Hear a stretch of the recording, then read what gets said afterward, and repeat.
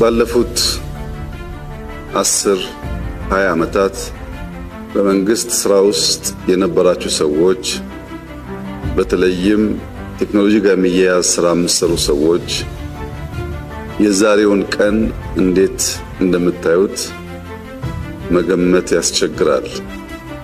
ቢፒአር ቢኤስሲ ኦቶሜት እናድርግ፣ ዘመን ተቀይሯል፣ እንቀየር ሲባል የነበረው ትግል በሀገር መከላከያ ሚኒስቴር በተለመደው ትራዲሽናል መንገድ የምናደርገው ዝግጅትና አካሄድ አያዋጣንም፣ እንፍጠን፣ እንዘጋጅ ያልንበትን ዘመን ያስታውሰኛል።